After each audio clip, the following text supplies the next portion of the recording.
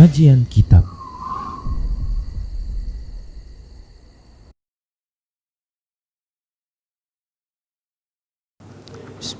Assalamualaikum warahmatullahi wabarakatuh. Innal hamdalillah nahmaduhu wa nasta'inuhu wa nastaghfiruh wa na'udzu billahi min syururi anfusina wa sayyiati a'malina may yahdihillahu fahuwal muhtadi wa may yudlil falan tajida lahu waliyyan mursyida. Asyhadu an la ilaha illallah wahdahu la syarika lah wa asyhadu anna Muhammadan abduhu wa rasuluhu alladzi la nabiyya ba'dah. Wa qala Allah subhanahu wa ta'ala ya ayyuhalladzina amanu taqullaha haqqa tuqatih wa la tamutunna illa wa antum muslimun. Wa qala azza man qala ya ayyuhalladzina amanu taqullaha wa qulu qawlan sadida yuslih lakum a'malakum wa yaghfir lakum dhunubakum wa may yuti'illaha wa rasulahu faqad faza fawzan 'azima.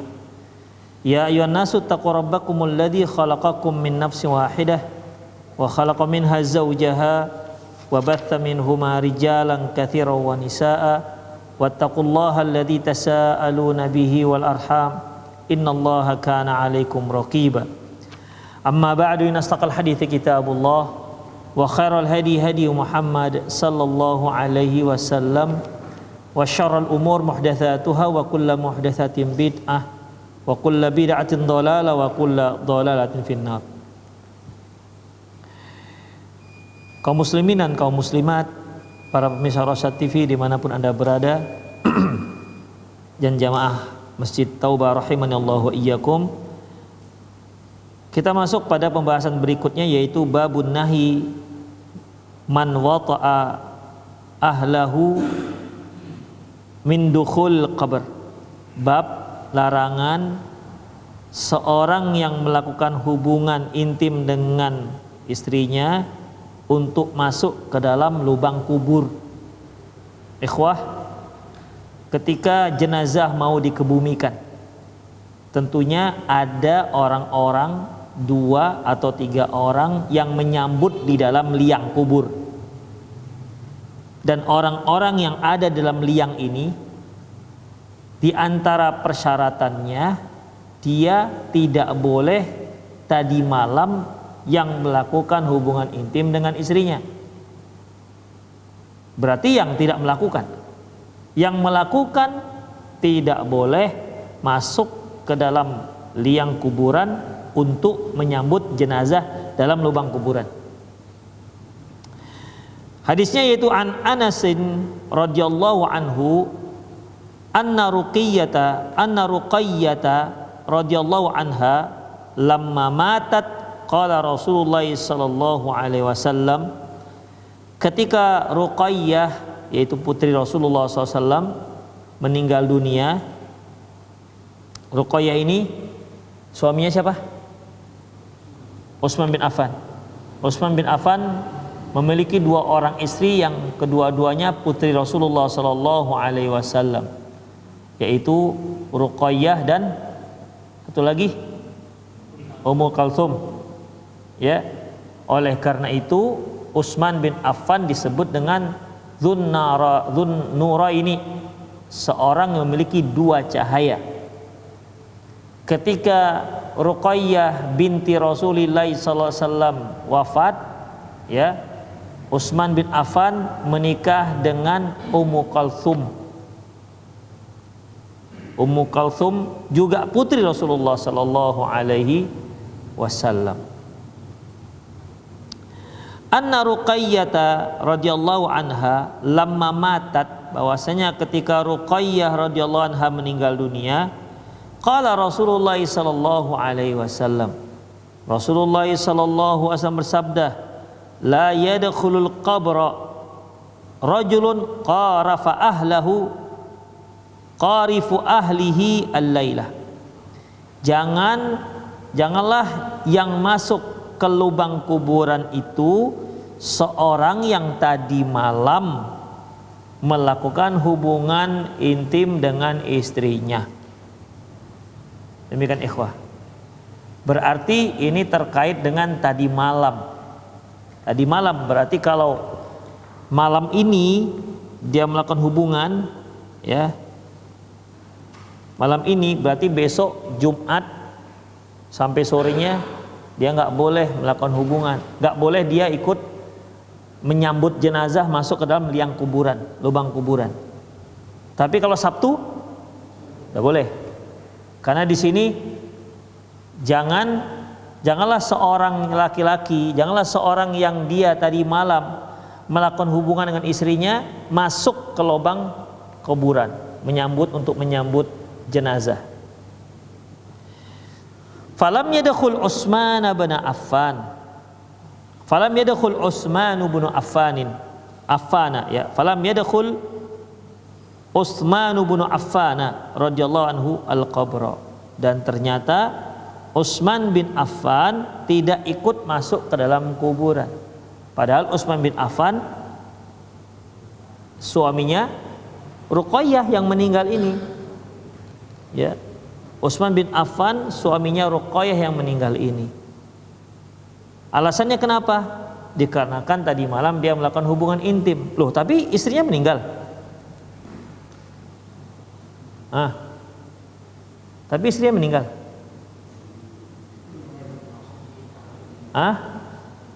Nikah lagi. Begitu meninggal langsung nikah lagi. Tuh, istri yang lain, ya. Istri yang lain. Demikian. Ya mungkin kita kurang paham kalau istri cuma satu, gitu kan. Gimana ini? Istrinya meninggal. Tadi malam suaminya lakukan hubungan. Dengan siapa ini? Nah, itu dia. Itu kalau istrinya satu.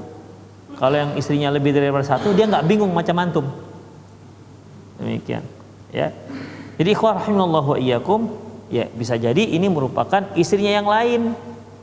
Demikian ikhwah. Min fikhil bab, di antara fikih bab, man jama'a ahlahu, barang siapa yang melakukan hubungan dengan istrinya, la yahillu lahu ayyadkhula al-qabra lidafnil mayyit. Tidak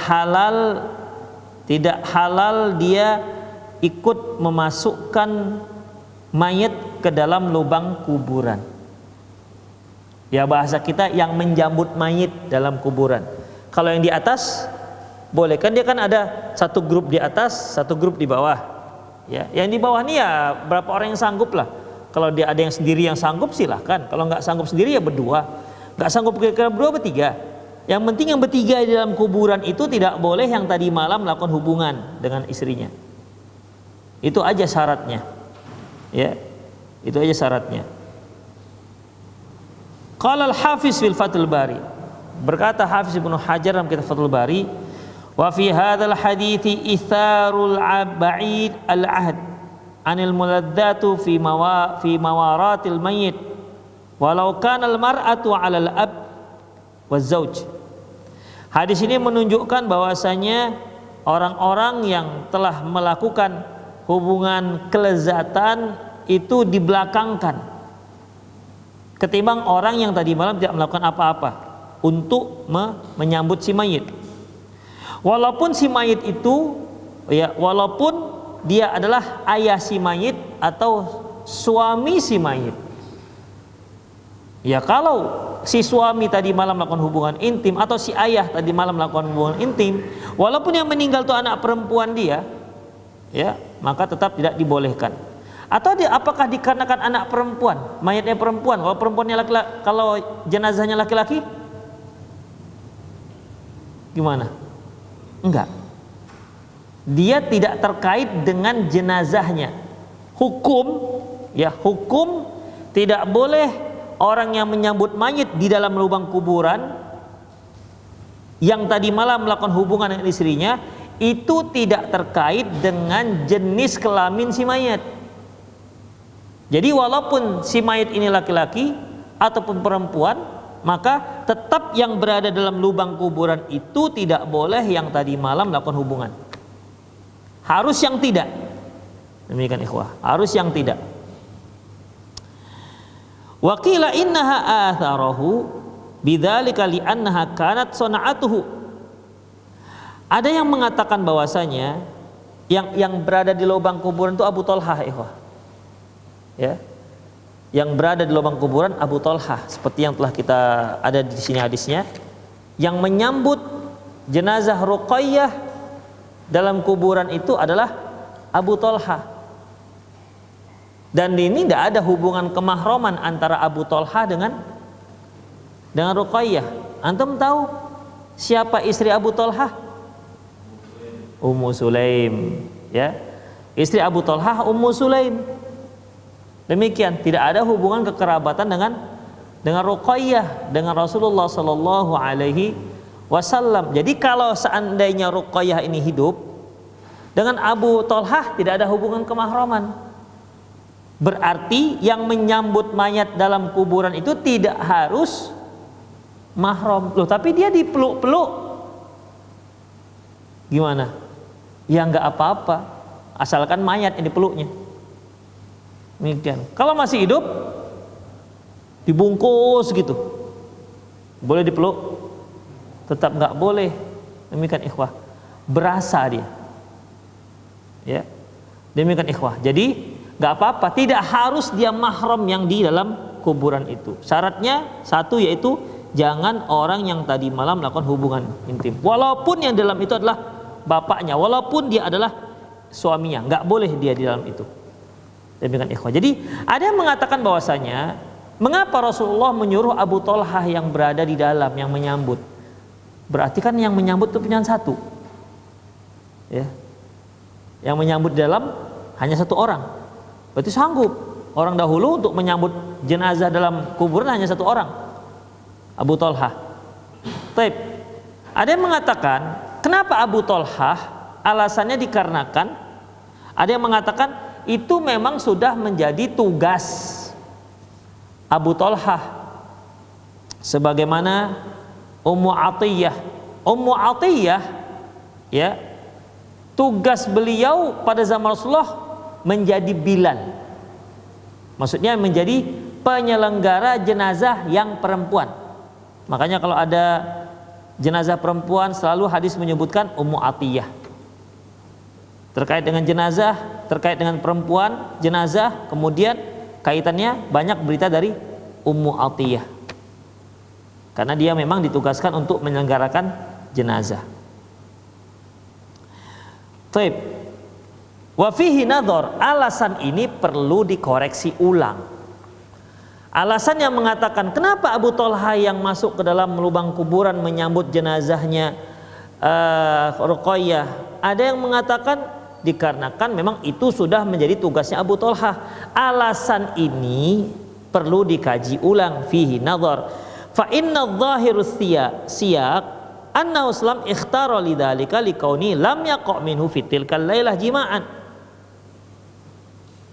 Karena zahir hadis menunjukkan bahwasanya Rasulullah menyuruh Abu Thalhah masuk ke dalam lubang kuburan untuk menyambut jenazah Ruqayyah dikarenakan dia yang tadi malam tidak melakukan hubungan.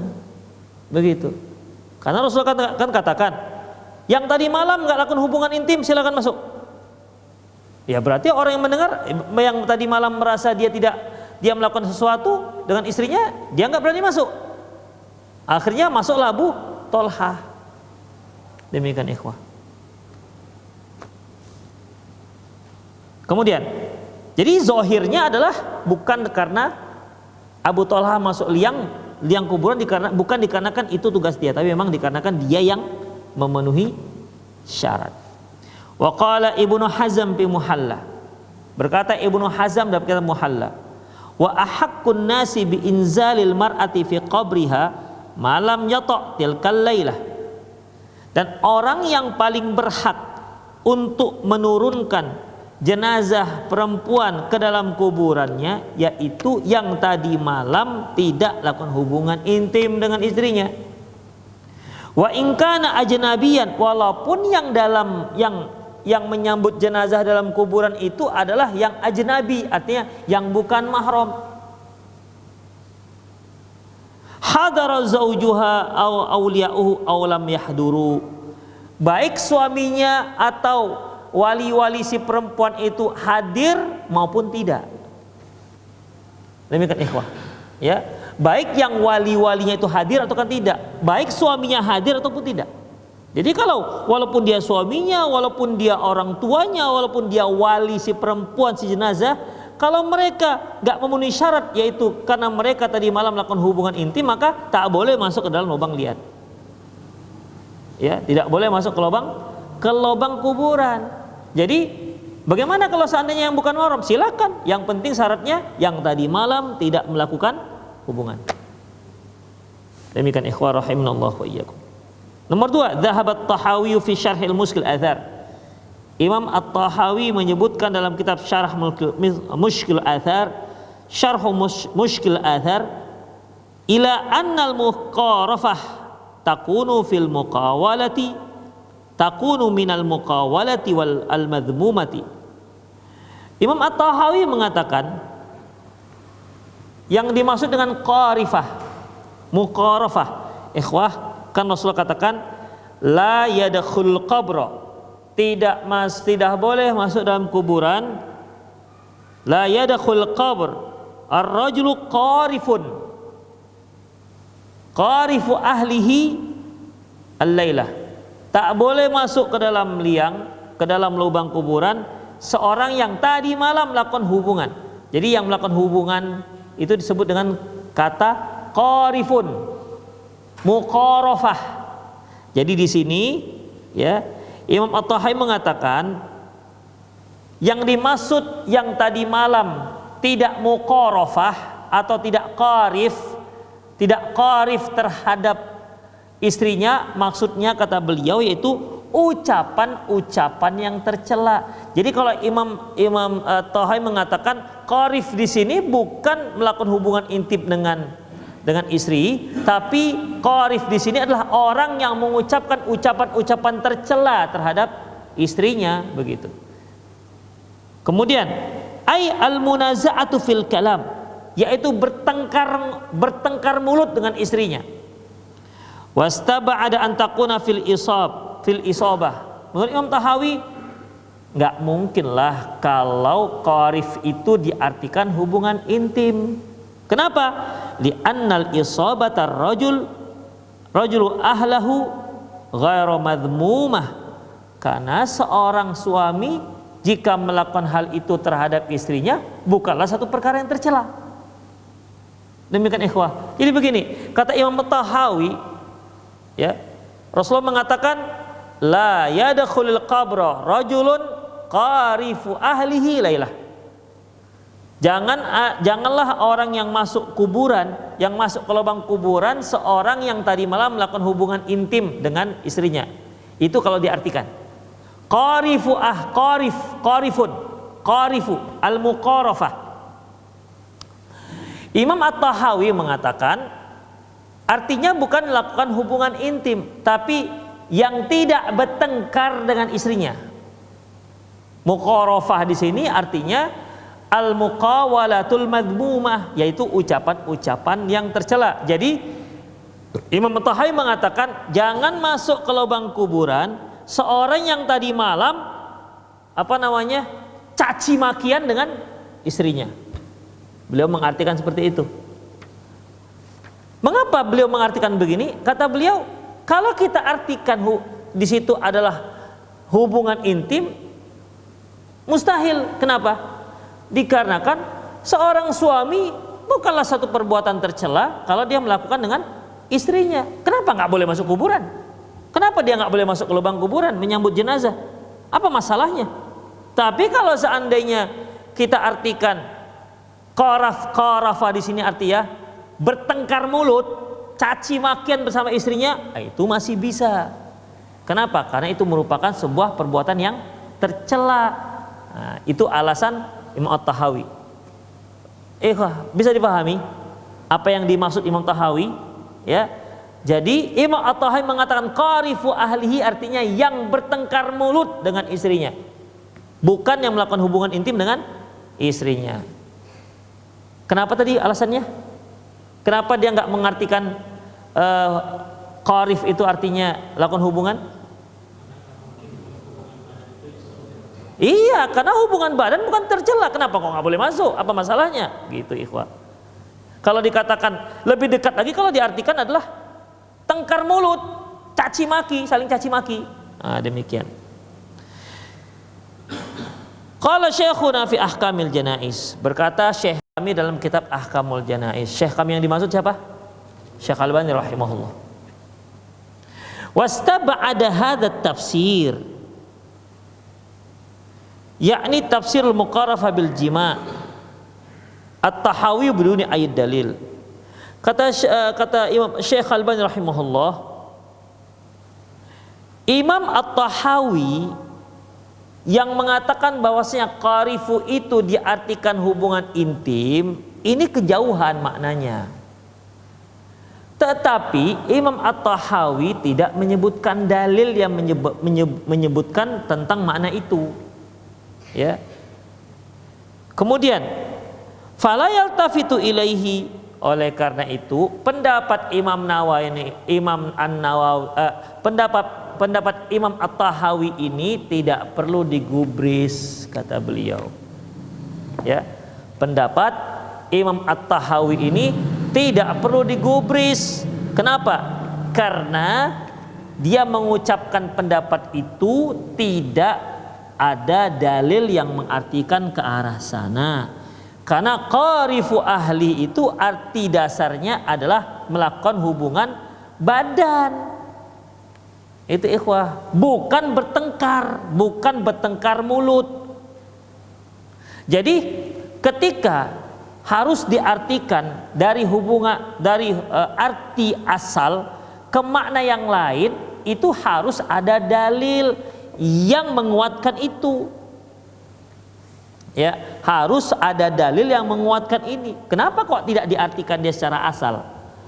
Arti aslinya yaitu hubungan badan, bukan tengkar mulut. Nah, demikian ikhwah. Imam At-Tahawi mengatakan tengkar mulut, alasannya cuma satu, yaitu dikarenakan apa masalahnya dengan hubungan badan? Kan bukan suatu hal yang tercela. Makanya beliau mentakwillah dengan makna yang tadi, yaitu tengkar mulut. Kemudian Imam Albani mengatakan, kalau begitu tidak usah digubris pendapat Imam At-Tahawi, karena dia menyebutkan pendapat seperti ini tanpa dalil. Nomor 3, naqal al-Bukhari an Fulaih arahu yakni adzambu. Imam Al-Bukhari meriwayatkan dari Fulaih. Si Fulaih rahimahullah mengatakan arahu yakni dzambun. Fulaih rahimahullah seorang imam, ya, seorang ulama pada waktu itu. Fulaih rahimahullah mengatakan, pendapatku, aku berpendapat bahwasanya qarif itu maknanya adalah dosa. Berarti sudah 3 makna di sini, ya. Makna pertama hubungan badan, makna kedua tengkar mulut, makna ketiga dosa. Itu dia. Jadi kata Fulaih rahimahullah, menurutku makna qarifu ahlihi yaitu berbuat dosa terhadap keluarganya. Qala Ibnu Hazm rahimahullah dalam kitab Muhalla, al-muqarafah al-wata'u. Imam Ibnu Hazm mengatakan al-muqarafah artinya al-wata'u, hubungan badan. La muqarafatul dzambi, tidak bisa diartikan yaitu melakukan dosa. Ma'adzallah ayatazakka Abu Talhah bihadratin Nabi SAW innahu lam yuqarif dzamban. Kita berlindung kepada Allah, ya, tentunya kita berlindung kepada Allah dengan mengatakan bahwasanya Abu Talhah berani masuk ke dalam lubang kuburan dikarenakan dia tahu tidak berbuat dosa pada malam itu, dan itu berada di hadapan Nabi Shallallahu Alaihi Wasallam. Artinya begini, kan ketika Rasulullah katakan yang tadi malam tidak qarif ahlahu, kita artikan dulu pakai bahasa Arab aja ya, karena kan ini nanti diartikan ketiga makna ini karena bahasa Arabnya. Kalau kita artikan hubungan badan, ya sudah selesai masalahnya. Kenapa? Sudah kita tentukan maknanya. Makanya qarifu ahlah, qarifu ahlihi Ya, atau qarifu ahlahu. Mereka yang qarifu ahlahu, ingat ikhwah, makna qarifu ahlahu ada berapa mana? 3. Makna aslinya yaitu Imam At-Tahawi mengatakan tengkar mulut, Imam Fulaih mengatakan dosa. Baik. Kalau kita katakan bahwasanya ini adalah dosa, qarifu ahla artinya berdosa dengan keluarganya. Berarti ketika Rasulullah katakan la yadkhulul qabra man kana rajulun qarifu ahlahu lailah, tak boleh masuk ke kuburan seorang yang, kita ambilkan arti ketiga ya. Kita ambilkan arti ketiga. Tidak boleh masuk ke kuburan seorang yang berdosa terhadap keluarganya. Tiba-tiba masuk Abu Thalha. Maknanya apa? Iya, Abu Thalha merasa aku nggak ada buat dosa, gitulah kira-kira. Dan itu di hadapan Rasulullah SAW. Demikian ikhwah. Jadi Utsman bin Affan nggak berani masuk, berarti karena apa? Buat dosa jadinya. Kan begitu. Sahabat-sahabat yang lain nggak berani masuk gara-gara apa? Karena buat dosa. Apa bisa arti seperti ini dimaknai seperti itu? Nggak bisa arti seperti ini dipilih. Berarti secara nggak langsung kita katakan, oh Utsman nggak berani masuk karena berdosa. Padahal ini kan istri dia. Seharusnya dia yang masuk. Seharusnya ikhwah. Ya, karena dia suaminya langsung. Demikian. Rasulullah ayahnya, tapi nggak masuk juga. Apa dikarenakan apa? Dosa, kan begitu. Tentu tidak demikian. Makanya makna yang ketiga ini makna yang lebih jauh. Fassaha anna man lam yata' tilkal lailah aula minal abi waz zauji wa ghairihima. Maka atas pertimbangan ini jelaslah bahwasanya mereka yang tidak melakukan hubungan badan dengan istrinya tadi malam, dia yang lebih berhak, dia yang lebih pantas masuk ke lubang kuburan daripada si suami yang melakukan hubungan badan, bahkan daripada si ayah yang melakukan hubungan badan. Demikian ikhwah rahimani Allahu wa iyyakum. Ngerti yang maksudnya? Makanya makna yang diambil, yang disebutkan oleh Imam At-Tahawi itu kurang tepat.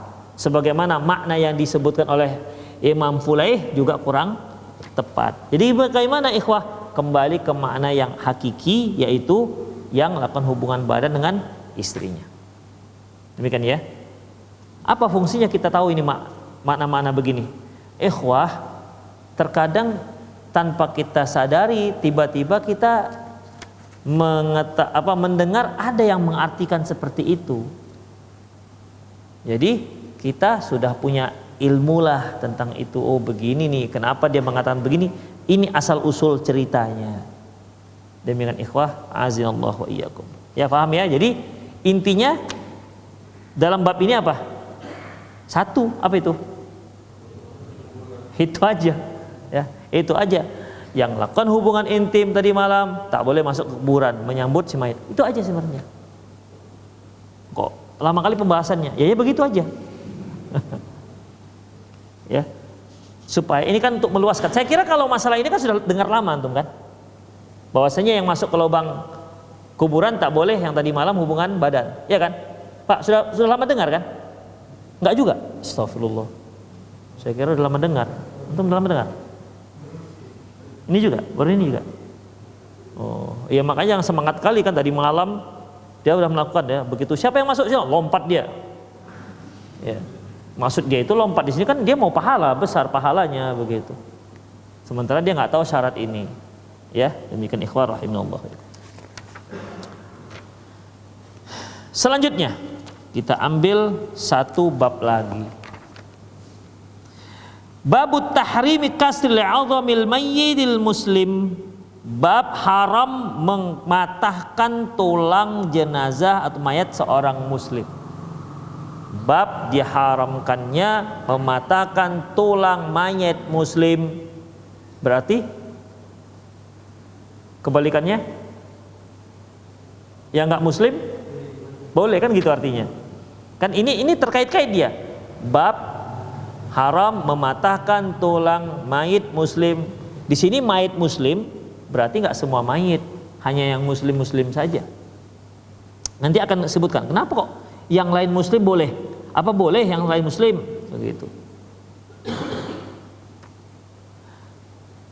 Hadis yang diriwayatkan oleh Imam Abi Daud, Ibnu Majah, Imam Ahmad dengan sanad yang sahih, an Aisyah radhiyallahu anha, dari Aisyah radhiyallahu anha, anna Rasulullah SAW qol, bahwasanya Rasulullah SAW bersabda, kasri 'azamil mayyit ka kasrihi hayyan, mematahkan tulang si mayit sama seperti mematahkan tulangnya ketika hidup. Jadi sebagaimana kita nggak boleh mematahkan tulang orang yang masih hidup, ya, begitu juga tidak boleh mematahkan tulang mayat yang sudah mati. Iya memang iya, mayat sudah mati ya, yang mayit lah gitu, ya, mayit tidak boleh dipatahkan, hukumnya sama, ya. Cuman masalahnya kalau orang masih hidup mau dipatahkan tulangnya, ngelawan. Kalau mayit kan nggak ngelawan. Justru karena mayit nggak melawan itulah makanya Rasulullah tegaskan. Mentang-mentang dia nggak ngelawan dan patah-patahkan aja. Demikian. Apalagi kalau di saat mengorek kuburan begitu kan, ikhwah, nampak ada tulang, remuk-remukkan aja lah biar jadi satu kantong gitu. Nggak boleh, ya. Taib. Wa anha aidha, masih dari Aisyah radhiyallahu anha, anna Rasulullah sallallahu la'anal mukhtafi wal mukhtafiyah, bahwasanya Rasulullah SAW melaknat orang-orang yang nabbash. Nabbash ini mencuri kain kafan si mayit, tidak dibolehkan, ya. Nabbash itu orang-orang yang mengorek kembali kuburan, orang-orang yang kembali mengorek kuburan, nabbash. Rasulullah melaknat, biasanya mereka mengorek kembali kuburan ini untuk, ada yang untuk ngambil kain kafannya, ada yang untuk macam-macam lah ikhwah, ya. Mungkin karena udah susah kali mencuri-curi yang lain, maka curi kain kafan. Demikian ikhwah. Kalau mencuri kain kafan itu dibilang mencuri.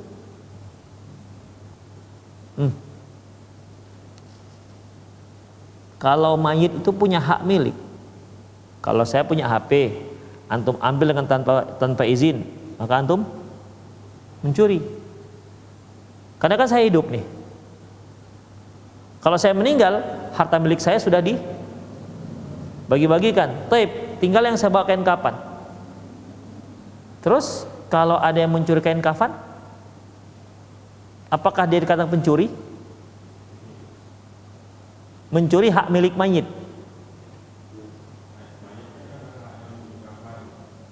Iya. Tapi dia memiliki hak milik kain kafan.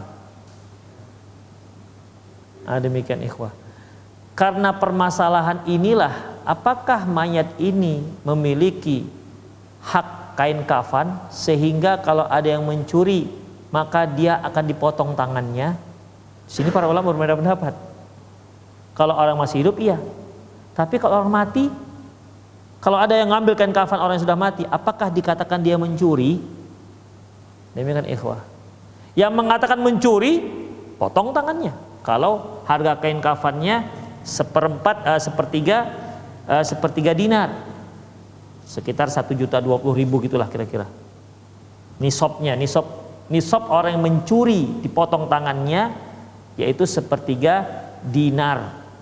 Ya, sepertiga dinar itu sekitar 1.020.000. Berarti kalau dia mencuri di bawah itu tidak dihukum potong tangan. Masalahnya kalau seandainya kain kafan itu harganya 1.020.000, ada kain kafan sampai segitu harganya? Nggak ada, Bu, nggak ada ya. Mungkin orang kaya dia pakai kain kafan sutra kali ya. Kain kafan diimpor dari Itali dengan kain dimodel dari desainer Itali gitu kan. Atau mungkin kainnya ditenun pakai tangan misalnya, macam ulos gitu misalnya. Allah taruhlah misalnya adalah seperti itu, ya di atas itu. Tapi dicuri oleh seseorang, diambil oleh seseorang, apakah dikatakan dia mencuri?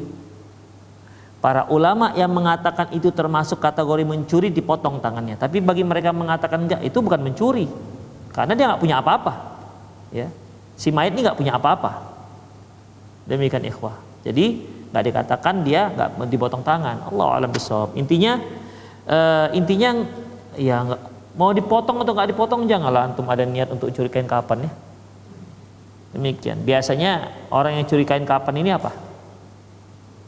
Untuk ilmu-ilmu hitam biasanya. Ya. La'anal mukhtafi wal mukhtafiyah. Rasulullah melaknat orang-orang yang membongkar kuburan. Nabash, membongkar kuburan. Baik laki-laki maupun yang perempuan. Min fiqhil bab, di antara fikih bab. Hurmatu 'azamil muslimil mayitan ka hurmati hayyan. Bahwasanya kehormatan tulang muslim yang sudah meninggal sama dengan kehormatannya ketika dia masih hidup. Sebagaimana kita nggak boleh memotong tangannya, mematahkan tulangnya ketika dia hidup, maka juga tak boleh mematahkan tangannya ketika dia meninggal. La yajuzu kasruhu au ida'uhu, tidak boleh dipatahkan ataupun mengganggunya. Ya, mengganggunya. Mungkin nggak patah, tapi karena sudah lepas-lepas dari engsel ke engsel, diambil satu bawa pulang misalnya. Demikian. Ini kan menyakitkan.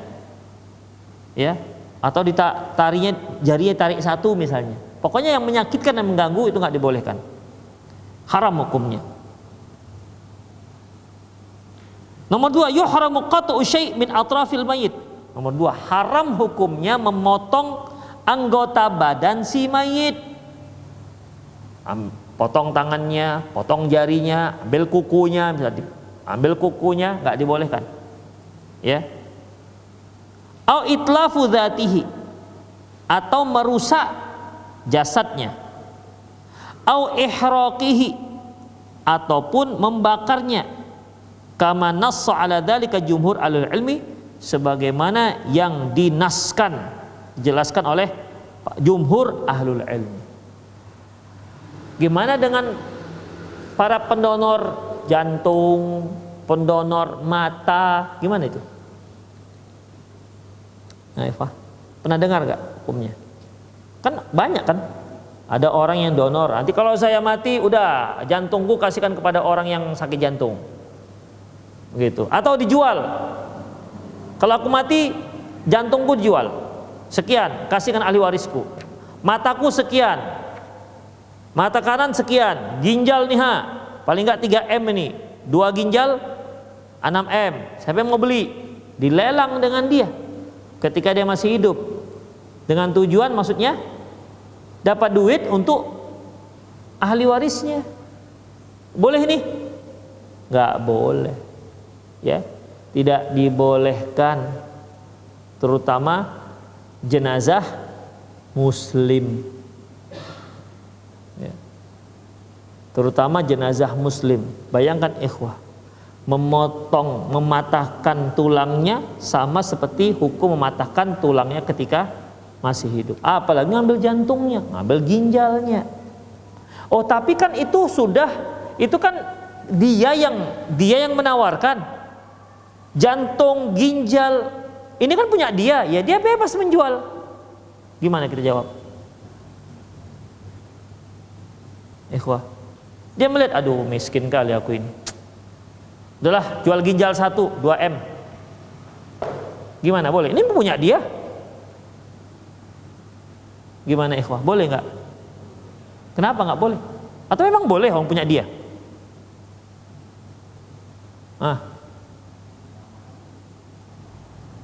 Ikhwah, perlu kita ketahui, jasad kita ini milik Allah, bukan punya kita. Bahkan ketika kita mati, apa yang kita ucapkan? Apa arti innalillah? Sesungguhnya kita Milik Allah, itu sungguh kita milik Allah. Tangan kita, kaki kita, mata kita, telinga kita, bibir kita, semua ini sedang dipinjamkan oleh Allah. Makanya jangan gunakan untuk maksiat. Begitu ikhwah. Makanya nanti di hari akhirat, innas sam'a wal basara wal fuad kullu ulaika kana anhu mas'ula. Sesungguhnya pendengaran, penglihatan, hati itu akan dipertanggungjawabkan di hadapan Allah. Udah minjam. Kita ini masih minjam. Demikian. Kemudian Allah Subhanahu wa ta'ala firman, yaitu al-yauma nakhtimu ala afwahihim, kata Allah dalam surat Yasin. Hari ini kami akan bungkam mulut mereka. Wa tukallimuna aydihim, tangan mereka akan bicara. Wa tashhadu arjuluhum, dan kaki mereka akan beri saksi bima kanu yaksibun, atas apa yang mereka lakukan. Jadi tangan kita nanti ngomong, kaki juga ngomong. Apa yang kita gunakan dengan tangan kita dan apa yang kita gunakan dengan kaki kita.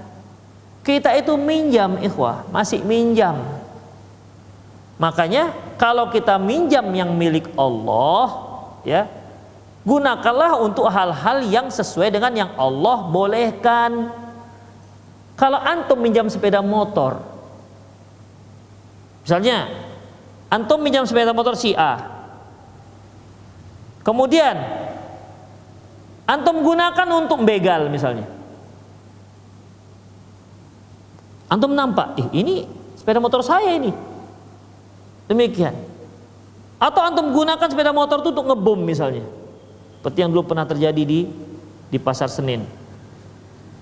Pakai sepeda motor dia ngebom. Terus bagaimana ikhwah? Ridho antum sepeda motor digunakan untuk ngebom? Ridho antum sepeda motor digunakan, udah minjam kemudian digunakan untuk ngerampok.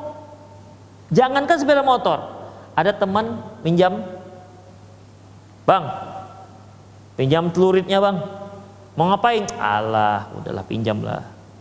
Pinjam, rupanya digunakan untuk ngerampok. Rela yang punya celurit? Saya yakin tidak rela, kecuali kalau geng dia juga. Ada hasil sepertiga ya. Demikian, ya nggak rela kita ikhwah, udah minjam. Atau digunakan lurus-lurus saja. Kemana khi? Saya besok mau ke rumah orang tua. Oh ya, enggak apa-apa, alhamdulillah. Ya. Besok pulang, yang tadinya full, pulang entek. Demikian. Walaupun dipakai ke rumah orang tua, tapi kerasnya gimana, ganjel gitu. Ya Allah, sudah minjam, nggak diisi full lagi, padahal perginya full, pulangnya kok entek, begitu. Demikian, ya. Jadi ada ganjal. Demikian ikhwah. Jadi nggak bisa kita, ini kan punya aku, misalnya 5 jari. Dia orang yang hobinya orang-orang metal gitu. Orang metal kan suka begini-gini kan, potong aja 2 nih. Jari tengah dengan jari manis, potong biar jadi begini aja dia jadinya. Boleh? Ya nggak bisa, ini milik Allah, nggak bisa main potong-potong aja. Demikian ikhwah rahimanallahu wa iyyakum. Jadi ya kita nggak bisa wasiat, nggak boleh. Dan wasiat, kalau dia wasiat, tidak boleh dilaksanakan wasiat itu. Ini wasiat kejahatan, tidak boleh dilaksanakan. Sama dengan artinya orang yang meninggal, nanti kalau saya meninggal dunia, tolong kambing sebelah itu dibagi-bagi ya. Oh, kambing orang sebelah? Iya, enggak kan ada yang setuju kambing orang sebelah. Kalau kambing dia masih mendingan, nanti kambing saya nanti tolong dikasihkan ke masjid itu dipotong, dimakan dengan jamaah masjid at-taubah, misalnya begitu.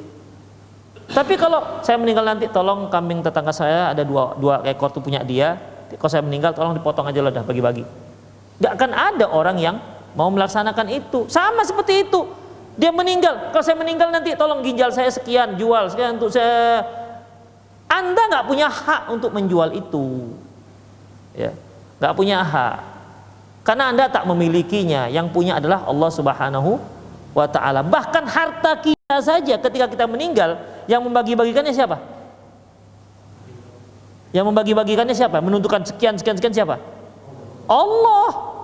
Karena begitu nyawa kita berada di sini, tarik oleh Allah Subhanahu wa taala, langsung hak milik langsung berubah. Ya, hak milik itu langsung berubah. Punya siapa? Punya Allah langsung. Kemudian Allah yang membagi-bagikan. Anak sekian, anak perempuan sekian, laki-laki sekian, paman sekian. Itu Allah yang bagikan. Karena itu langsung balik kepada Allah Subhanahu wa taala, dan Allah yang menentukan bahagian-bahagiannya. Demikian ikhwah rahimanallahu wa iyyakum. Ya. Jadi bukan kita hak lagi. Makanya nggak bisa kita berwasiat, di kalau abang meninggal, kan sawit kita banyak di 2 hektar. Kamu nggak usah kawin lagi ya dia, begitu. Nggak usah lah wasiat begitu. Udah yang mati-mati aja. Ya, nggak usah nyusahkan yang sudah hidup, kira-kira. Ya kalau dia nanti mau nikah silakan. Mau enggak ya sudah silakan. Karena kelapa sawit itu juga punya dia, bukan lagi punya kita yang meninggal. Sudah punya dia, ikhwah. Ya. Enggak usah kita bilang-bilang, itu sudah punya dia. Demikian ikhwah rahimanallahu wa iyyakum. Karena pernah ada yang nanya gitu ke saya. Udah Bu, masa pikirkan. Itu pesan yang terserah ibu, mau ibu laksanakan atau tidak, itu dia. Karena kan kadang-kadang pesan orang yang mau meninggal, yang sudah meninggal ini kan kadang-kadang ada ngeri-ngerinya gitu kalau dilanggar. Ya, itu dia. Baik, dilanjutkan ikhwah. Jadi nggak boleh ya, nggak boleh ada donor ini donor itu untuk yang sudah meninggal. Nomor 3, yuhramun nabshul qabril muslimin. Yuhramun nabshu kuburil muslimin, haram hukumnya menggali kuburan orang muslim. Lianna dzalika yu'ridu 'idhamal mayyit. Karena hal itu lil kasri, karena hal itu bisa menjurus pada mematahkan tulang si mayit. Wali wurudin nahyi sharih fi dzalika kama dalla 'alail hadits tsani fil bab. Dikarenakan adanya larangan yang sangat jelas sebagaimana pada hadis yang kedua di bab ini. Nomor 4, la hurmata li'adhamil kuffar. Tidak ada penghormatan untuk tulang belulangnya orang kafir. Orang kafir enggak, ini hanya untuk mayit muslim.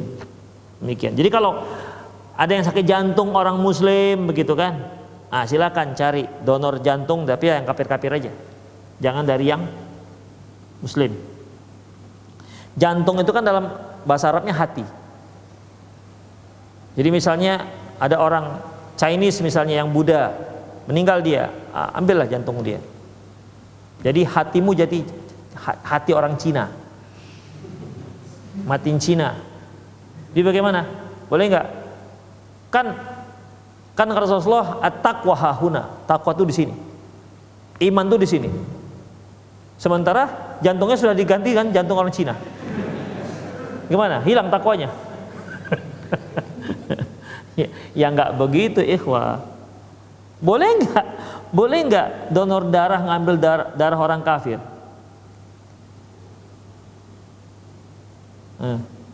Apalagi nampak dia sering nongkrong, dijamin ginting, ditomok-lomok itu.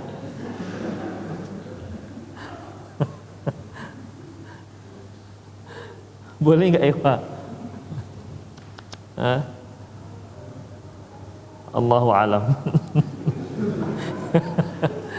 Iya, masalahnya yang sering nongkrong dijamin ginting itu, ini lemak kali nih. Astagfirullah. Baik, kita lanjutkan aja. La hurmata li'azamil kuffar. Tidak ada penghormatan untuk tulangnya orang kafir. Wa yajuzu nabshu kuburihim. Boleh kuburan mereka dibongkar. Kama fi hadisi Anas inda Syaikhain, sebagaimana hadis dari Anas bin Malik yang diriwayatkan oleh Imam Bukhari dan Muslim, anna Rasulullah indama bana al-masjid nabasha kubur musyrikin. Ketika Rasulullah membangun masjid, beliau membongkar kuburan orang musyrik. Jadi kuburan orang musyrik boleh, tapi jenazah kaum muslimin tak dibolehkan dibongkar. Ya kecuali kalau memang sangat dibutuhkan. Ya. Sangat dibutuhkan. Misalnya kuburannya separuh sudah kelihatan jenazahnya. Misalnya seperti kuburan yang di samping Sungai Deli. Itu kadang-kadang kalau sudah banjir, kuburannya pun bisa tergerus. Demikian. Maka ya dikorek lagi, diperbaiki lagi boleh. Tapi dikorek-korek gitu aja, dipindah-pindah gitu aja tanpa ada tanpa ada tanpa ada maslahatnya yang umum, maka nggak boleh. Berarti ikhwah, kalau ada masjid yang ada kuburannya, boleh dipindah. Ya, karena untuk maslahat masjid. Karena kan banyak para pewakif mewakafkan tanah untuk masjid, wasiatnya kalau saya meninggal kuburkan aku di areal masjid. Makanya kalau antum lihat ada satu masjid, ada satu kuburan, itu umumnya pewakif. Imma dia pewakifnya, imma dia ustadz satu-satunya yang ngajar di situ sampai meninggal. Akhirnya dikuburkanlah sebagai penghormatan di halaman masjid. Yang seperti ini ketika masyarakat sudah tahu, boleh dipindah ke kuburan kaum muslimin. Karena sunnahnya orang muslim meninggal dikebumikan di pekuburan kaum muslimin. Kenapa ikhwan? Kalian tahu?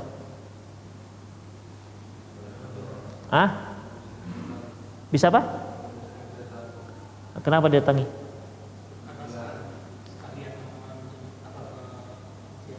Iya ikhwah, kan setiap kali datang kan ada yang doakan, assalamualaikum ahlad diyar mu'minul muslimin wa inna insyaallah bikum lahiqun, dan seterusnya ada doa-doanya. Kena sekalian itu. Tapi kalau dia aja di situ sendiri, keluarganya sekali setahun belum tentu datang, belum tentu mendoakan. Tapi dengan satu kuburan untuk kaum muslimin banyak, berarti semakin seringlah kaum muslimin yang datang ke sana, semakin sering juga didoakan. Sementara doa kaum muslimin itu insya Allah sampai kepada siapa saja yang didoakan, walaupun tidak ada hubungan kerabat. Taib ikhwah, itu saja. Qul qouli hadza wa astaghfirullah li wa lakum wa lisal muslimin innahu ghafurur rahim. Silakan bagi para pemirsa yang ingin bertanya, Anda boleh telepon langsung ke nomor yang sudah tertera di layar televisi Anda, atau boleh juga dikirimkan ke nomor yang sama melalui via chat. Baik, bagi antum dulu yang hadir silahkan. Ada yang mau bertanya langsung? Fadhol. Ya.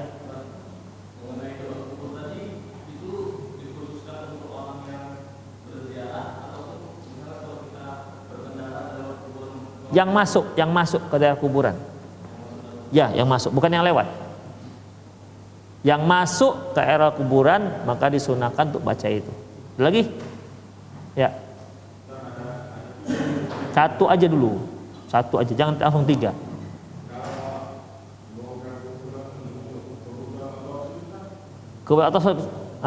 Bongkar kuburan untuk kebutuhan otopsi apakah dibenarkan? Dibolehkan, para ulama membolehkan. Karena apa? Karena untuk maslahat pengungkapan kejahatan yang akan menyelamatkan orang yang masih hidup. Misalnya korban pembunuhan, setelah dibunuh langsung dikuburkan dia. Kemudian tak lama kemudian terungkaplah bahwasanya ini korban pembunuhan. Terkadang pun kuburannya itu dicari-cari kan, baru ketahuan. Akhirnya butuh diotopsi untuk mencari data, memastikan bahwasanya betul dia yang membunuh. Maka dibolehkan ikhwah. Para ulama memberikan fatwa dibolehkan. Karena apa? Karena kalau sudah terungkap kejahatan siapa pembunuhnya, ini akan lebih menjaga orang yang masih hidup. Ya jangan-jangan dia kalau dia biarkan nanti malah melakukan hal yang kedua kepada yang masih hidup. Orang kalau sudah membunuh pertama, itu bawaannya membunuh juga lagi. Demikian ikhwah. Ya, bisa membunuh lagi. Makanya dalam Islam seorang pembunuh hukumannya dihukum bunuh. Supaya apa? Tidak membunuh yang lain. Makanya Allah katakan walakum fil qisasi hayatu ya ulil albab. Sesungguhnya hukuman qisas itu ada kehidupan bagi kalian wahai orang-orang yang mau berpikir. Begitu ikhwah. Ya. Seorang yang membunuh, suatu hari dia akan membunuh lagi. Makanya untuk menyelamatkan orang yang dari bahaya orang pembunuh ini, dibunuh dia duluan. Jika memang dia benar-benar membunuh. Demikian ikhwah. Jadi kebutuhan otopsi boleh. Saya baca dulu dari Rosyad.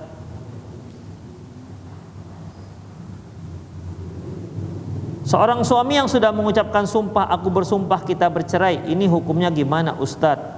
Apakah sah kami sudah bercerai atau saya sudah ditalak? Ikhwah, kalau sudah dikatakan begini, aku menceraikanmu, itu saja sudah jatuh cerai.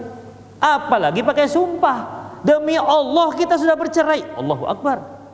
Itu lebih jelas lagi, jelas jatuh itu. Ya. nggak pakai sumpah aja sudah jatuh. Jadi bercerai itu ikhwah, itu main-main saja jatuh. Salasun jidduhunna jiddun, huzlahunna jiddun. Ada 3 hal. Main-main dianggap serius, serius apalagi. Di antaranya nikah dan talak. Nikah dan talak, misalnya antum punya seorang anak gadis, ya, antum gurau lah dengan seorang pemuda. Nah, ini ada anak gadis saya nih, aku nikahkan engkau dengan dia, mau mahar berapa? 5.000 pak, gimana pak? Oke, main-main. Aku nikahkan kamu dengan anak gadisku ini dengan mahar 5.000 rupiah. Ku terima pak, kata. Jadi itu langsung sudah. Demikian jadi, walaupun main-main, maka dia sudah sah menjadi suami si anak gadisnya. Saya main-main. Oh, nggak ada cerita main-main. Yang main sinetron itu gimana kira-kira? Sah nggak nikahnya? Sah kalau yang dinikahkan anak gadis dia, yang menikahkan walinya, sah. Tapi kan umumnya yang menikahkan wali ecek-ecek kan, itu nggak betulan. Demikian ikhwah. Tapi kalau betulan jadi, dia menjadi sah, menjadi istrinya. Demikian juga talak. Seorang suami main-main, dek, abang ceraikan kamu ya dek, nggak apa-apa bang. Jatuh. Apalagi ini sumpah, demi Allah kita bercerai. Allahu Akbar, la ilaha illallah. Ya jelas jatuh, ya. Berarti jatuh talak 1. Setelah jatuh talak 1. Demikian. Aku bersumpah kita bercerai, udah, berarti masuk. Jatuh talak 1. Ya, silakan. Halo. Halo, assalamualaikum Ustadz. Waalaikumsalam warahmatullahi wabarakatuh. Dengan ibu siapa dari mana? Saya Hairiah Haq dari Kelumpang. Ya, silakan bu. Gini Ustadz, saya ada pertanyaan nih. Jadi kebetulan keluarga kami itu ada usaha. Ada apa? Ada sejenis usaha. Usaha, ya. Terus bu? Iya, kayak barang, kita jual barang. Terus ada di salah satu tempat yang memang wilayahnya itu ya rata-rata itu penjual barang haram gitu kan? Iya. Halo Ustaz? Iya, terus bu. Di suatu tempat itu mayoritas usahanya itu barang haram gitu. Jadi di wilayah tersebut itu mereka membeli produknya kami gitu Ustaz. Itu gimana hukumnya ya Ustaz? Mohon petunjuk, mohon ilmunya. Jual yang haram apa tidak? Tidak. Sementara tidak. Yang di samping kiri kanan jual yang haram. Iya benar Ustadz. Apa kira-kira bendanya ini bu? Kita jual sepatu, tas, sendal. Oh, yang sebelah kiri belah kanan sendal curian gitu? Tidak, tempatnya. Tempat yang beli. Iya. Daerah pembeli. Iya, khair insyaallah. Ya, udah bu. Iya Ustaz, terima kasih, mohon ilmunya Ustaz. Ya insyaallah. Jadi ikhwan rahimallahu wa iyyakum, barakallahu fikum. Ibu ini bertanya, usahanya di tempat banyak orang menjual hal-hal yang haram. Ya. Apakah dia sah jual belinya? Jawabannya nggak ada masalah selama yang kita jual itu benda-benda yang halal. Demikian ikhwah. Ada satu kisah daerah Sukamaju. Jadi ada yang jual ayam penyet. Jual ayam penyet. Halal kan ayam penyet? Di 2 ruko sana, 2 ruko ke kanan, 3 lah. Ya, ada jual babi panggang. Ada yang tanya, Ustadz, apa hukumnya kita beli ayam penyet itu? Kenapa rupanya? Ya, kalau lalatnya di sana nemplok di sini. Habis dia makan babi panggang, lalatnya nanti dia nemplok di sini. Gimana? Udahlah, nggak usah pikirkan masalah lalatnya. Kalau seandainya antum selera, silakan beli. Begitu. Yang namanya lalat ya dia bukan hanya di babi saja, di kotoran juga nginggap. Lalat itu ya disuguhkan yang bersih tetap saja dia akan mencari yang kotor. Jadi tidak ada masalah, ya tidak ada masalah selama kita cara usahanya baik dan selama yang kita jual juga baik. Tetapi ingat, sedikit banyak pasti ada imbasnya. Ya, misalnya kita jual besi-besi bekas yang halal, kiri kanan mereka penadah menampung besi-besi curian. Demikian kan kita tahu itu. Kemudian bagaimana? Sedikit banyak pasti kita akan dicurigai sama seperti kiri kanan kita. Demikian ikhwah. Jadi itu resiko berdekatan dengan para pencuri, beresiko berdekatan dengan orang-orang yang menjual barang-barang yang haram. Dikira barang kita juga menjadi haram. Itu resikonya. Kalau hukumnya nggak ada masalah, boleh, ya boleh. Tapi resikonya di praduga orang kepada kita, ya praduga orang kepada kita. Jangan-jangan kita juga seperti yang samping kiri samping kanan. Itu saja sebenarnya. Tapi usahanya, insya Allah, ya usahanya dibolehkan. Nah, ada yang lagi tanya? Silakan antum dari, ya. Ya. Yang turun ke liang lahat itu apakah ada keutamaannya apa tidak? Allahu a'lam. Nggak tahu. Yang pasti adalah keutamaannya. Namanya juga dia sudah berbuat untuk si mayit. Yang lain? Baik, kalau gitu saya bacakan. Bagaimana jika sewaktu di kantor masuk waktu sholat, namun di saat itu hanya saya sendiri di musola? Apakah boleh saya mengulur waktu sholat hingga teman-teman datang agar berjamaah? Apakah mengulur waktu sholat alasan ini termasuk perbuatan tercela? Jazakallah khairan. Insya Allah tidak. Karena sebenarnya waktu sholat berjamaah, penegakan qomat itu tergantung dengan kebutuhan jamaah setempat. Makanya ada masjid antara qomat dengan azannya hanya 5 menit, ada yang 10 menit. Kalau di Masjidil Haram sampai 20 menit sampai setengah jam. Demikian apalagi subuh lebih lama itu, setengah jam biasa subuh. Ya. Demikian ikhwah. Kalau yang lain-lain itu sekitar 15 atau 20 menit. Jadi kalau antum dapat kondisi seperti ini, yang seharusnya setelah adzan antum sholat. Begitu sholat selesai, sholat sunnah selesai, qobliyah belum juga ada. Kemudian antum berinisiatif tunggulah sebentar, agak 10 menit yang biasanya. Kalau sudah 10 menit itu biasanya mulai ada yang datang, begitu kan? Apakah dibolehkan? Boleh, nggak apa-apa.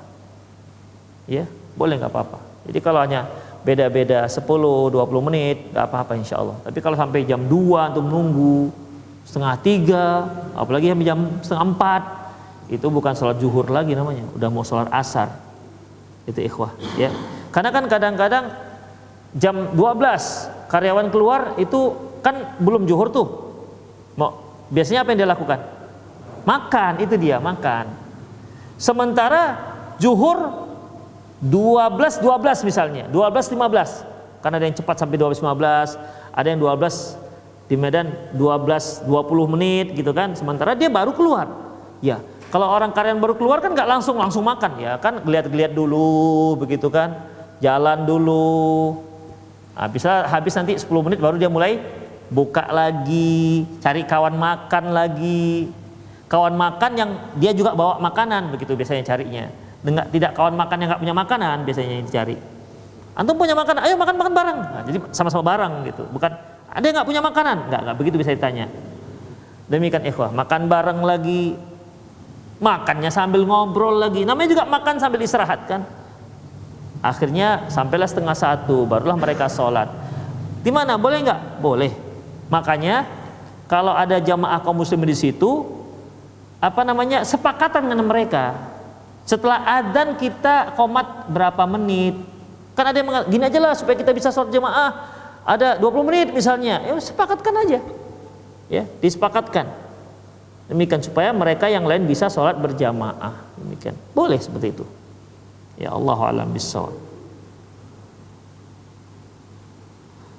Bagaimana jika kita mendonorkan organ tubuh kita untuk demi alasan kebaikan untuk orang yang diberi donor, contoh mata, syukron? Tidak dibolehkan. Ya, seperti yang kita katakan tadi, mata kita ini punya Allah. Kita meninggal, kita sedang lagi hidup juga, kemudian apalagi meninggal, itu milik Allah. Ucapannya apa tadi? Inna lillahi, sesungguhnya kita itu milik Allah. Wa inna, dan sesungguhnya kita ilaihi rajiun, kembali kepada Allah si pemiliknya. Ya makanya ikhwah, ketika Ummu Sulaim, ketika anaknya Ummu Sulaim yang sangat dicintai oleh Abu Thalhah meninggal dunia, waktu itu sakit, ketika pulang Abu Thalhah selalu bertanya, gimana dengan bayi kita, gimana dengan anak kita? Kali ini Ummu Sulaim mengatakan, alhamdulillah, kali ini dia lebih tenang daripada sebelumnya. Ya orang sudah meninggal, biasanya mungkin rewel, nangis, kali ini dia lebih tenang. Tengok tuh tidur, dia diem aja tidur. Tengok, iya memang nggak rewel, mungkin sudah mulai sembuh. Udah akhirnya Ummu Sulaim pun berhias, Abu Thalhah pun ada keinginan untuk hubungan badan, mereka lakukan. Setelah itu Ummu Sulaim mengatakan, kalau bahasa kita, bang, kalau ada orang meminjamkan barang, kemudian dia ingin mengambil lagi, boleh nggak orang yang meminjam itu melarangnya? Apa jawabannya kira-kira? Ya nggak boleh.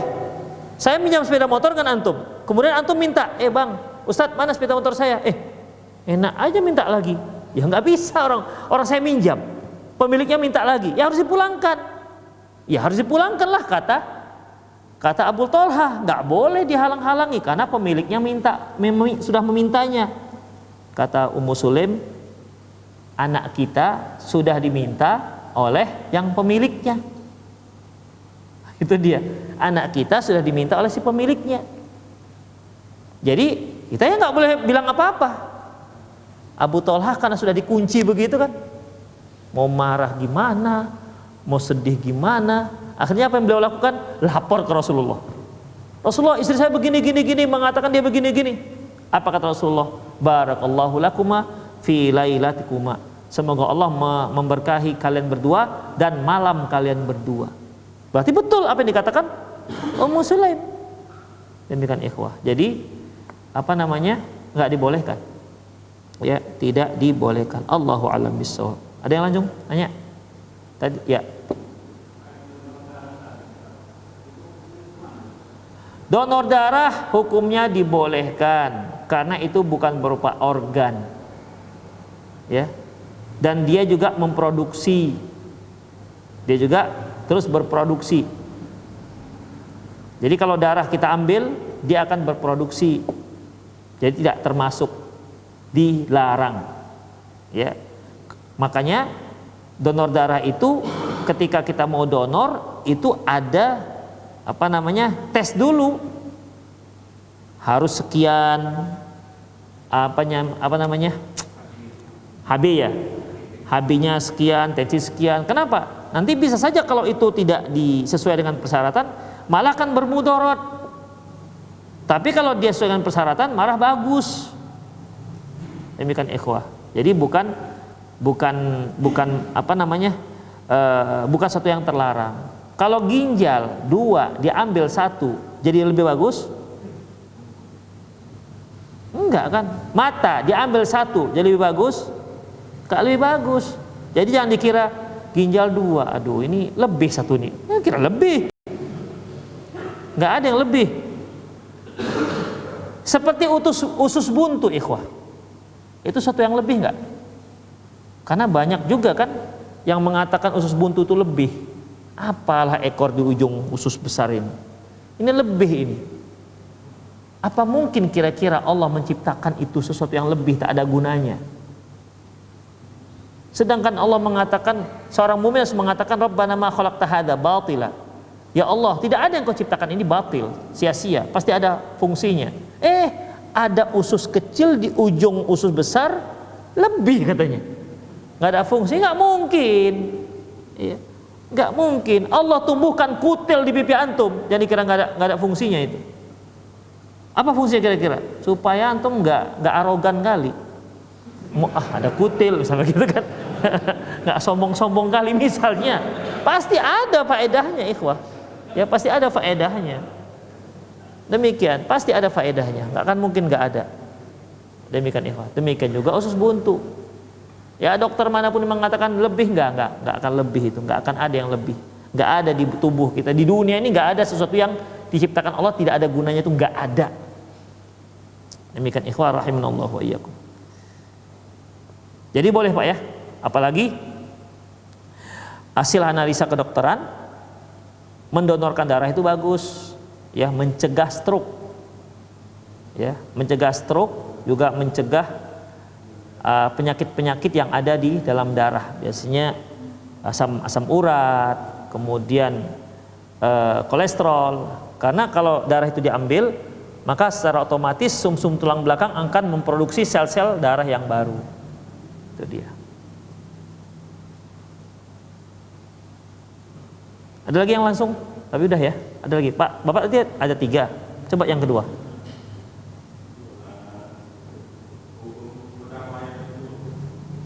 Tak udah tadi otopsi kan? Oh, hukum bedah mayat untuk pendidikan. Biasanya kedokteran itu kan mereka beli mayat tuh. Ya. Kalau untuk mayat yang non muslim boleh, tapi kalau mayat muslim tidak boleh.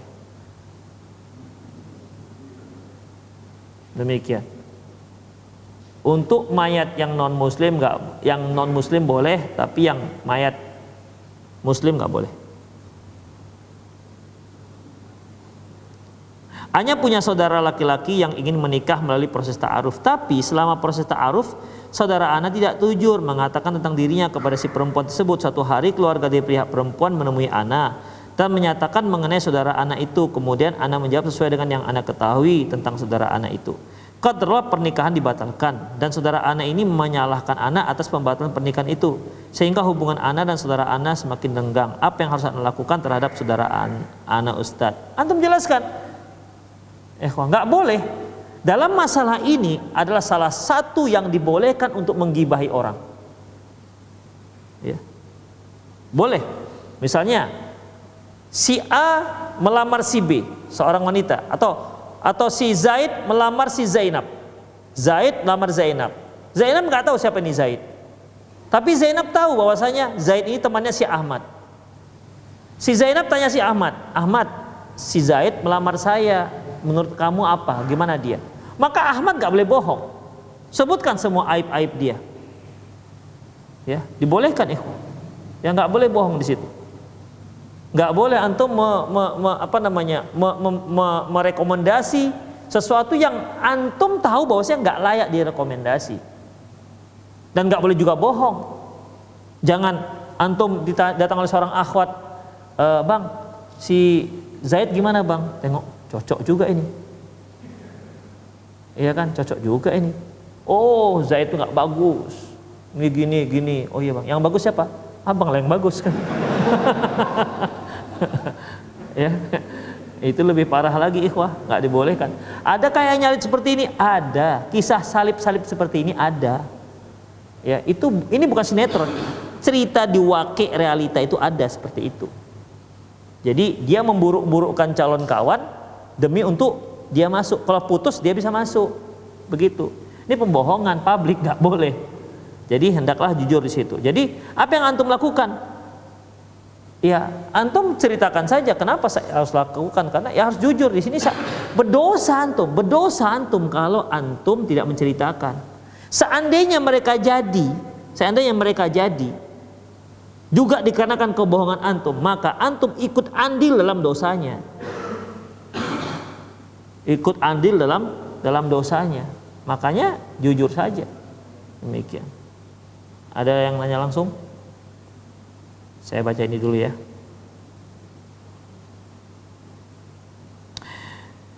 Bagaimana hukumnya seorang akhwat yang belum menikah namun ia sudah mengaji salaf dan bercadar, melakukan perawatan menggunakan skincare pemutih dan membuat wajah glowing? Apakah ini termasuk haram jika ikhwan yang nazar dengan kondisi wajah yang terawat dengan skincare tersebut? Ya Ustadz, nggak apa-apa, silahkan. Karena skincare itu kan perawatan. Yang tadinya dia warnanya sawo sangat matang, misalnya begitu kan, sawo sangat matang, kemudian karena skincare segala macam akhirnya terlihat dia lebih putih, lebih terawat, lebih glowing, mengkilat misalnya kan. Apakah dibolehkan? Gak ada masalah ya, gak ada masalah. Karena perawatan seperti itu juga tidak dilarang dalam Islam.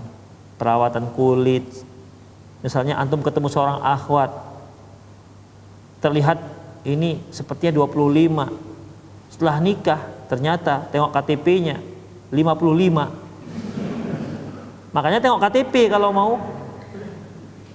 mau menikah begitu. Sekarang ini kan perawatan banyak sekali ikhwah. Ya.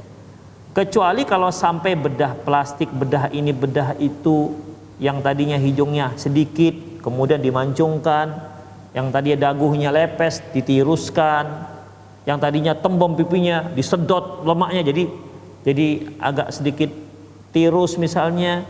Yang seperti ini jelas enggak. Tapi kalau yang masih yang zahirnya silahkan. Misalnya perawatan gigi, misalnya giginya agak naik ke depan, ya kan, kemudian pakai behel sehingga dia menjadi lebih bagus, nggak apa-apa ya, karena itu memperbaiki susunan yang sudah ada. Demikian ikhwah, dan itu memang satu hal yang tidak pada tempatnya. Tapi kalau hidung yang tadinya pesek dibuat mancung, itu memperbaiki apa gimana? Enggak, itu memang sudah begitu. Dan bukan cacat yang begitu ikhwah. Beda dengan orang yang giginya agak nongol gitu kan. Itu dari sini menggigit juga nggak bagus, kesehatan juga nggak bagus. Demikian, maka boleh diperbaiki. Itu dia. Ya samalah dengan kulit yang tadinya agak gelap dibuat agak putih, boleh. Allahu a'lam bissawab. Makanya ikhwah, terutama para yang jomblo-jomblo, jangan pilih yang fisik semata. Yang fisik semata sekarang sudah ada caranya supaya lebih bagus. Ya, dia mau nikah, ini udah usia nikah, misalnya usianya 22, ini kan usia menikah. Wah, di perawatan yang mahal-mahal begitu kan. Kan si calonnya nggak tahu perawatan yang mahal-mahal. Setelah dia laku, nggak sanggup lagi dia beli. Akhirnya balik lagi ke asalnya. Begitu ya, dia nggak bisa lagi, sudah punya anak nggak bisa lagi merawat. Sebelum punya anak, masya Allah, satu hari itu udah berapa kali oles kan. Pagi disetrika, siang cuci lagi, tempel lagi, nanti malam cuci lagi. Masya Allah, mak-mak nih kegiatannya untuk muka aja mungkin 3 jam satu hari. Begitu ikhwah rahimanallahu. Ya kalau itu yang antum tujukan, ya itulah jadinya hasilnya. Makanya Rasulullah kan katakan fadfar bidzatid din taribat yadak, pilih yang agamanya. Kalau antum dapat agamanya bagus, wajahnya glowing, alhamdulillah. Tapi suatu hari yang namanya glowing mungkin akan menjadi gleweng. Itu hilang glowingnya, tapi kan solehahnya kan tetap. Itulah yang akan tetap menjadi menumbuhkan sayang kita kepada pasangan kita. Demikian ikhwan. Kenapa akhwat-akhwat sekarang itu sibuk dengan skincare segala macam? Karena para ikhwan-ikhwannya juga lebih mengutamakan penampilan, mencari akhwat-akhwat yang berpenampilan bagus. Mau dia hafal nggak hafal Quran nggak masalah. Nanti kalau nggak hafal Quran kita hafal bareng katanya. Mantap kan? Nanti kita ngaji bareng, bisa jadi solehah gitu. Begitu. Ya, akhirnya ya para akhwat sibuklah dengan penampilan-penampilan. Dan ini realita ikhwah. Ini realita. Saya kan pemerhati para akhwat dari dulu. Saya semenjak kecil, kan kakak saya kan ada 3 besar-besar semua. Waktu itu kakak saya pakai putih telur. Takut ya, apa ini? Kan ketat itu kalau pakai putih telur. Ya. Waktu kecil saya nggak paham, lama-lama dulu putih telur, bedak dingin kan gitu dulu. Nggak ada sekarang pakai skincare yang harganya sekian ratus ribu. Oh begini. Tapi memang beda tahapan-tahapannya. Kalau dulu kan tradisional, lama tahapan. Sekarang tambah lama tambah cepat begitu. Sampai ada dulu muncul bedak meong itu, pernah dengar? Begitu disapu, merah semua. Bedak meong. Demikian, murah, cepat. Ngelupas dia. Macam ular tuh jadinya. Ada demikian ikhwah. Ya, itu dia kenapa? Ya mengikuti tren di zaman jadinya. Makanya antum yang jomblo-jomblo kalau cari akhwat, ya jangan glowingnya antum cari. Boleh silahkan, tapi yang solehahnya itu ikhwah rahimallahu iyyakum. Ya itu saran saya. Kalau enggak ya belum buatlah, rasakanlah akibatnya. Demikian ikhwah, aku qouli hadza wa astaghfirullah li wa lakum wa lisal muslimin innahu wal ghafurur rahim. Subhanakallahumma bihamdik asyhadu an la ilaha illa anta astaghfiruka wa atubu ilaik. Wa sallallahu ala nabiyina Muhammad wa ala alihi wa ashabihi ajma'in. Wa akhiru da'wana alhamdulillahirabbil alamin. Assalamualaikum warahmatullahi wabarakatuh.